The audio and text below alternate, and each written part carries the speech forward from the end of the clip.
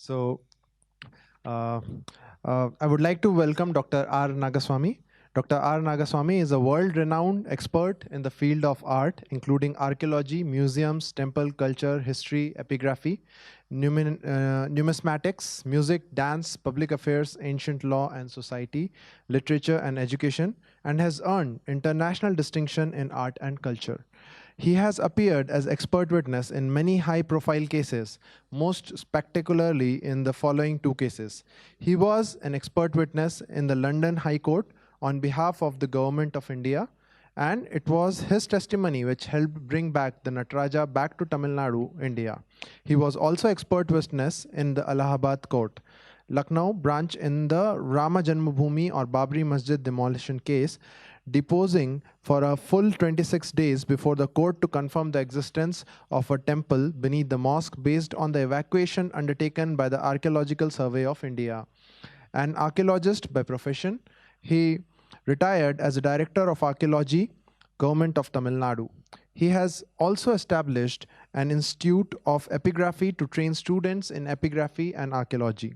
He has been bestowed with many awards, fellowships, and titles, notably among them the title of Kalai Mamani, bestowed on him by the government of Tamil Nadu under the chief mentorship of late Selvi J. Jayalalitha. Dr. Nagaswamy has completed his master's in Sanskrit from Madras University and has PhD from Deccan College, Pune. He has published 54 books and produced 13 dance Deccan dramas, apart from conducting excavations in 10 historic cities as part of his archaeological work. Dr. Nagaswamy has been appointed as honorary faculty member of Arsha Vidya Gurukulam by Pujya Sri Dayanand Saraswati Swamigal and awarded the title Vidya Seva Ratan by Sri Kanchi Kamakoti Peethadipati Sri Jayendra Saraswati Swamigal. So without further delay, I would like to welcome Dr. R. Nagaswamy. Mr. Chairman and friends, I will give a few important points about this conflict between Buddhism and Hinduism, and then show you some slides. Hopefully, it will be useful in understanding. I think this concept of conflict between Buddhism and Hinduism itself is wrong. In Indian context and Indian religious system, we have adoration of multiplicity of God. There is no need that I should have only one God. I adore and worship different gods at different period.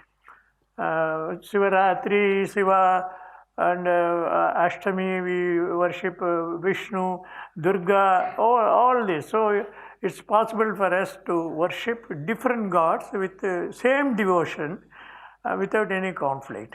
But we glorify one God at one particular time contextually, and all other gods come as what you call secondary deities.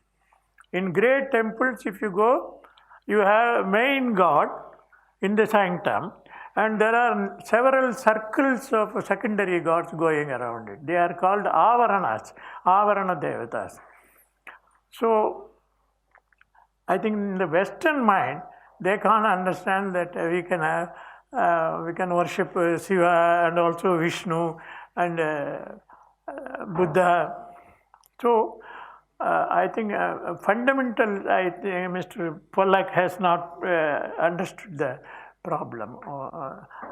And he's not the only person, there are others also who speak of Buddhism and Hinduism are mutually opposed. I will give you another example.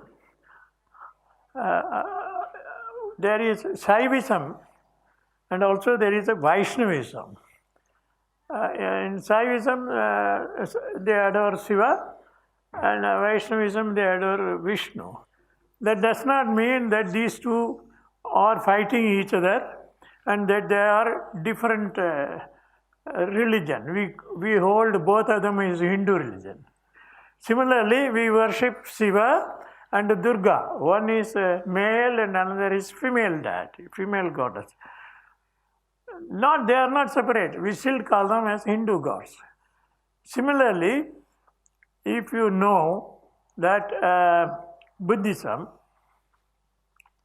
was part of Hinduism and Hinduism was part of Buddhism. So there is no difference in historical context, from epigraphical context, and also from philosophical context. So to talk of these differences is only exhibiting ignorance of fundamentals of Hindu system, Indian system. If you don't want to call it Hindu system, all right, you call it Indian system. We have no objection at all, no problem. But it is part. Then how do you justify that it is part? When you have so many differences in philosophy and so, yes, philosophies are different. Contextually, we speak about it. For example, we have our friend, respected scholar, Romilla Thapar. She writes in her book on the history of India, ancient history of India, that she says Ashoka preached Buddhism, and then she says he introduced dharma as a political theory, and then she says that he was anti-Brahmin and so on. But look at what he himself has written. Ashoka has written on a rock, Ashoka has written on pillars, pillar edict, rock edict, stone edict. Look at it, what he says. There is no antagonism anywhere.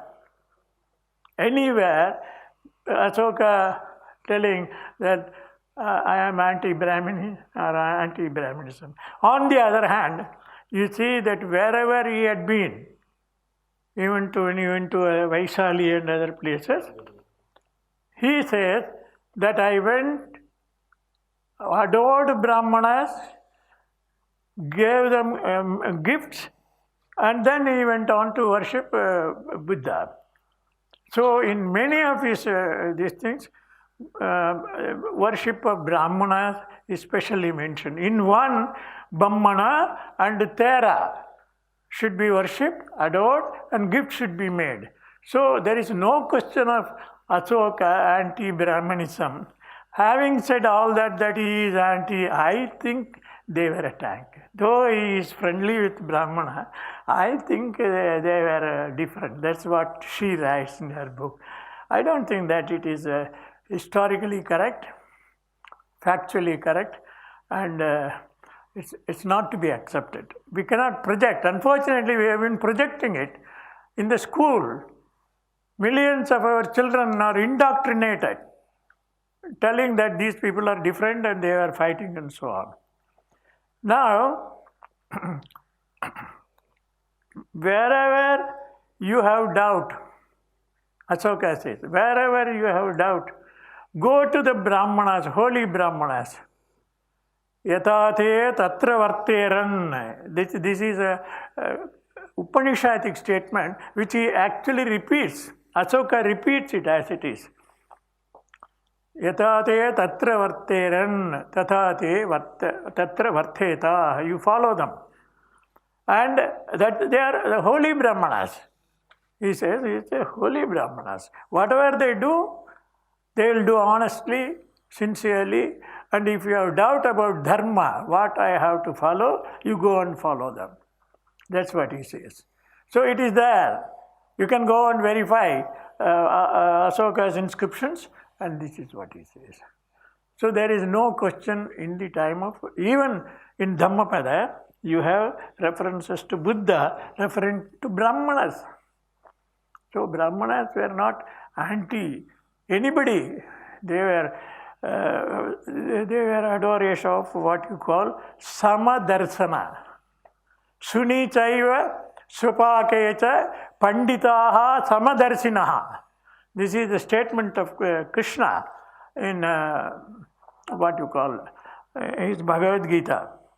Then, friends, from historical point of view, I can tell you that in Tamil Nadu, there is a famous place called Mahabalipuram, and there you have got an excavated cave temple for Durga, and in that temple there is an inscription on the lintel in Pallava Grantha characters of 8th century AD. And that is a temple dedicated to Vishnu as Varaha. There, that inscription reads Matsya Kurma Varahascha. Matsya Kurma Varahascha Narasimhascha Vamanaha. Narasimhascha Vamanaha. Ramo Ramascha Ramascha. Please note, Ramo Ramascha Ramascha. One is Parasurama, another is Balarama, and another is Kodandarama. Ramo Ramascha Ramascha Buddha Kalki Dasasmrita. 10 avatars are listed in 8th century in an inscription where the 10 avatars are mentioned. Thereafter 3 Ramas, it mentions Buddha Kalki Dasasmita. Buddha is part of the avatars of Vishnu, Dasa avatars of Vishnu. Similarly, then what happened to Krishna? You have 10 avatars. In this 10 avatar, Krishna is not mentioned. What happened to it? Is he not one of the avatars of Vishnu, important avatars of Vishnu? Krishna is always considered as Vasudeva. He is Parabrahma. He is the embodiment of all these 10 avatars. So, he is the Acme of all these 10 avatars. Now, how do you know that? You go to the National Museum here. There are several images of Vishnu, and they are all very big. Obviously, they are in the Garbhagriha under worship, adored. And there are, on the Prabhavali, all the Dasa avatars are portrayed. Number of medieval sculptures, 10th century, 11th century, 12th century. Please go and see, have a look at it. Open your eyes and see. And in Dasa Avatara, again, what you see is Matsya Kurma Varahascha Narasimhascha Vamanaha Ramo Ramascha Buddha Kalki Dasasmrita. So it is not confined to only Tamil Nadu. It's confined to no one singular area. You have from Gujarat area to Middle India, Gangetic Valley, you go to what you call Palas and Sena sculptures, wherever the central figure is Vasudeva, also called Paravasudeva, and then you have these 10 avatars portrayed where you have always Buddha worship. That means the Hindus who were worshipping Vishnu in the temple, they were worshipping him as God, Supreme God. And so also in Buddha Charita, Atsagosha, when he speaks of Buddha's birth, he says he looks like the very Surya on earth. So in another place, we get references to him as Narayana. Buddha is called Narayana. So it is a syncretic religion. And even in some parts of northern parts of India, they do this sankalpa. When they do the sankalpa, they always say Bauddhavatare. This is, Manu, Vaivasvata Manvantare and so on. Then they say Bauddhavatare. So the Hindus worship Buddha as part and parcel of avatar of Vishnu, and so it's part of Hinduism. Nowhere we see difference. Come to Buddhism. When you come to Buddhism, you have a great text. All the what you call Theravada and Mahayana. In all the Mahayana, you have so many deities are worshipped. You go to the most important Buddhist country is Sri Lanka. In Colombo, you have a big Buddha Chaitya, big one. It's called Gangarama. You go there, as you enter, 8 feet big Narayana sculpture is there, Narayana painting is there, and then by the side is Sri Lakshmi. It is a Theravada country, and the temple we are going is a Buddha Chaitya, but what you see is Narayana.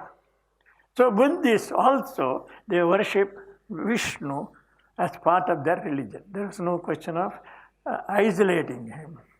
Similarly, we have one important text called Nishpanna Yogavali. This is a 10th, 11th century text by one Abhayakara Pandita, great man. He has given 21 chakras of Buddhist deities to be worshipped. In all the 21 chakras, you see on the top, Buddha will be there. It is something like a Meru. And then you have number of circles of devatas portrayed where he mentions Ganesha, Kartikeya, Durga, and Saptamatas, and then Vishnu, Shiva, Brahma, and so on.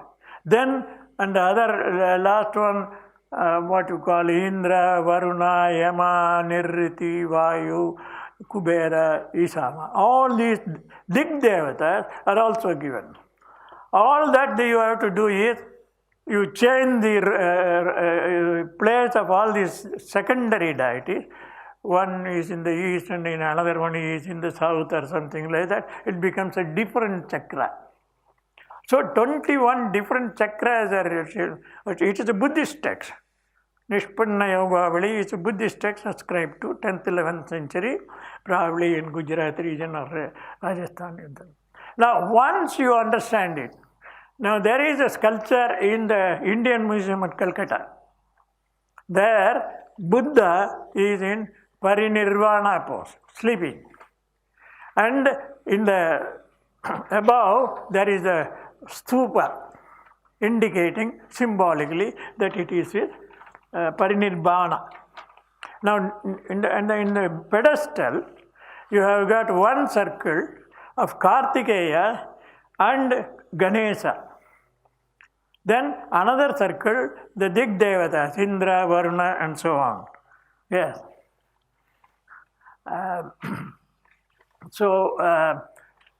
If you understand this, you can understand Southeast Asian countries. If you go to Thailand, Cambodia, and other places, they are all Buddhist countries. But you have lingas, Chaturmukha lingas, where you have Brahma, Vishnu, Shiva, and Buddha. The fourth face is Buddha. So there are many images where the kings died. They were all Buddhist. For them, memorial object worship is Shivalinga. There's one Brahmana, and then I'll show you few slides only. On one Brahmana, 6th, 7th century, and there is an inscription which says, he is Veda Vedanga Tattvajnaha, Sanskrit inscription in Cambodia. Veda Vedanga Tattvajnaha. And what is he? He was also an expert in Saugata Tantras. He himself is a master of Buddhist Shastras, and he was appointed as the minister of this. So, and then Thailand, I need not tell you about. It's virtually Buddhist. He is an expert on Thailand, Thai art and Thai culture. And you see, he goes to the Buddha. First he goes to the Hindu temple, Brahman temple. And then he goes to the Buddhist temple, the king.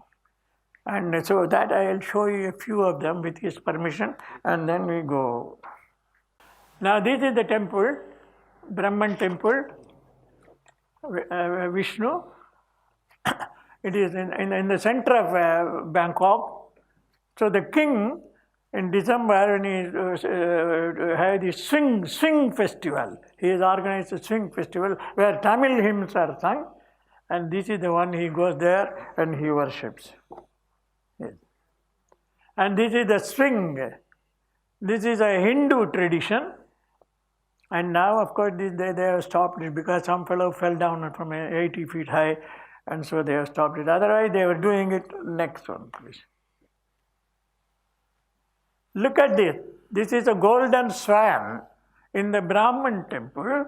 This is for the Brahma, worshipping God Brahma, the creator. It is still there under worship. Next. Look, you can see Brahma himself. Next. And then this is Shiva. Shiva, Vishnu, and then you have Brahma, and also there is a linga there. And then there is the image of Rama. They worship Rama because they consider themselves as embodiment of Rama. And they were in that Ayodhya. Now this also the Brahman temple. Next. See, this is the manuscript. They gave me special permission to photograph it. And this contains 30 bundles, not one. Then in this, you have the first Vastu Devata Puja, and then Hanumat Puja, and then there are a lot of stotras, Hindu gods and goddesses, and then the Tamil version. And they read it even now during December. It's all Hindu concept. Who is worshipping it? The king of Thailand. Who is he? He is a Buddhist. And the Brahmana who consecrates him has got Vamadeva Muni, Tatpurusha Muni, and so on. Next one, please. Look at that. This is in early, what you call Thai script, they say, and some people say this is a 14th century Khmer script of the Cambodia, which from where they brought this one. Next one, please. Now this is a part of the palace. Next one. We are entering now, but next to this Brahman temple, you have this. Look at this. If you know it's not going on, don't worry.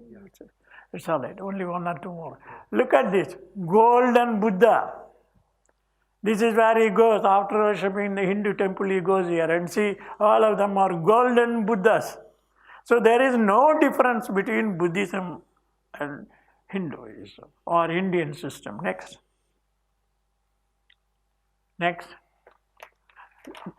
Pada, Sri Pada. Worship of Sri Pada is common to both Hindus, both Indian and okay. So look at that. I shall stop it here because you will feel very uncomfortable after.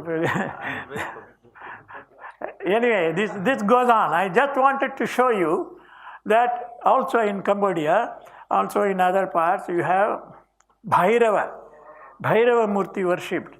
So Hinduism and Buddhism were part and parcel of one philosophical thought and one religious thought. And this is very well illustrated when you go to Nepal, where you get all of them. So friends, this Pollack, what is it called? Sheldon Pollack, and our friend, she's a good writer, Ramila Thapar, but they all have projected wrongly the Indian system, and we have to take the story of truth, fact to our children, school children, millions of children. Don't indoctrinate them. That's what is being done. To help me, you can do two things. You can go to the subscribe button on my YouTube and subscribe. We need more subscribers there. Secondly, I get lots of emails on people saying, how do we donate? How can we help you? You go to rajivmalhotra.com or you go to infinityfoundation.com and you can hit the donate button. You can donate in dollars. There are different ways mentioned. If you want to donate in rupees, there is a column called Infinity Foundation India, and you click that and there are instructions on how you can donate in India.